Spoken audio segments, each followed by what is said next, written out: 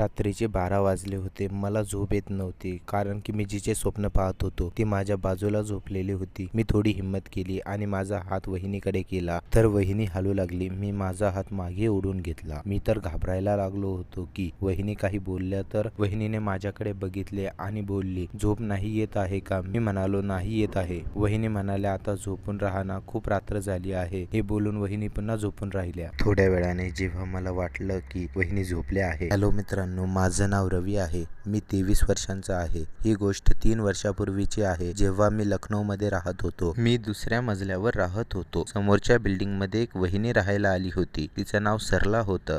वहिनीला जेव्हा पहिल्या वेळेस बघितलं तेव्हा वाटलंच नाही की वहिनीचं लग्न झालेलं असेल. जेव्हापासून मी पहिल्या वेळेस तिला बघितलं होतं तेव्हापासून माझं मन तिच्यावर आलं होतं. त्या वहिनीला एक मुलगी सुद्धा होती. वहिनी तिच्या सोबत एकटीच राहत होती. तिचा पती महिन्यातून एकदा दोनदा घरी येत असे. तेव्हा मला कळालं की वहिनीलाही ते करण्याचं मन करत असेल. वहिनी एका हॉस्पिटलमध्ये काम करत होती. वहिनी दररोज सकाळी हॉस्पिटलला जायला निघत असत. त्याच वेळेस मी पण माझ्या कामानिमित्त बाहेर निघत असत आणि जेव्हा वहिनी घरी यायच्या तेव्हा मी पण घरी जायचो. काही दिवसांपर्यंत असंच चालू होते. वहिनीला पण समजले होते की मी तिला लाईन मारत आहे. असे 2-3 महिने निघून गेले आणि उन्हाळा आला. वहिनीने तिच्या छोट्या मुलीला मामाच्या घरी पाठवून दिले. एके दिवशी मी ऑफिसमधून घरी आलो तेव्हा वहिनी गेटवर उभ्या होत्या. तर त्यांनी मला आवाज दिला आणि म्हणाली की माझा फोन चालत नाही आहे, तू बघतोस का? मी तर अशा चान्सची वाट बघत होतो. वहिनी सोबत खूप वेळेस बोलणं चालणं झालं होतं, पण नेहमी त्यांच्यासोबत कोणी ना कोणी राहत होतं. मी म्हणालो की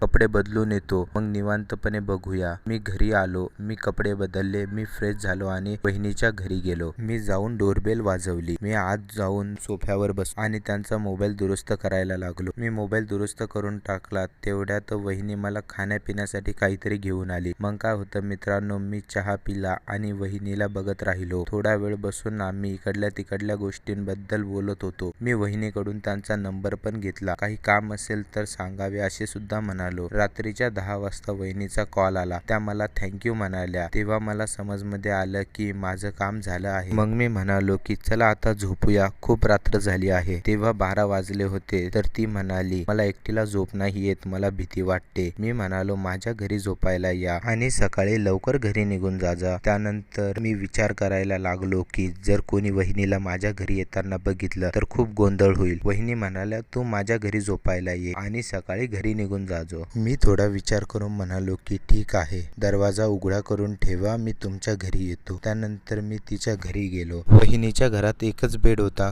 कारण की त्या एकट्या राहत होत्या. जेव्हा मी वहिनीला विचारलं तर वहिनी म्हणाल्या, या बेडवर 2 जण आरामात झोपू शकतात. तर मग मला पण काय परेशानी होणार होती. मी पण तिच्यासोबत बेडवर झोपलो. रात्रीचे 12 वाजले होते. मला झोप येत नव्हती, कारण की मी वहिनीच्या बाजूला झोपलो होतो. मी थोडी हिंमत केली आणि माझा हात पुढे वाढवला. वहिनी हालायला लागली. मी माझा हात मागे घेतला. मी तर घाबरायला लागलो होतो की वहिनी रागावतात की काय. वहिनी माझ्याकडे बघून म्हणाली, झोप नाही येत आहे का? मी म्हणालो, नाही येत आहे. वहिनी म्हणाल्या, आता झोपून राहा ना, खूप रात्र झाली आहे. एवढं बोलून वहिनी पुन्हा झोपून राहिल्या. थोड्या वेळाने जेव्हा मला वाटले की वहिनी आता गाढ झोपलेल्या आहे, तर मी माझं काम सुरू केलं. थोड्या वेळाने मला पण समजलं की वहिनी जागी आहे. मी तिच्या कानात हळुवारपणे बोललो की जागी आहे का?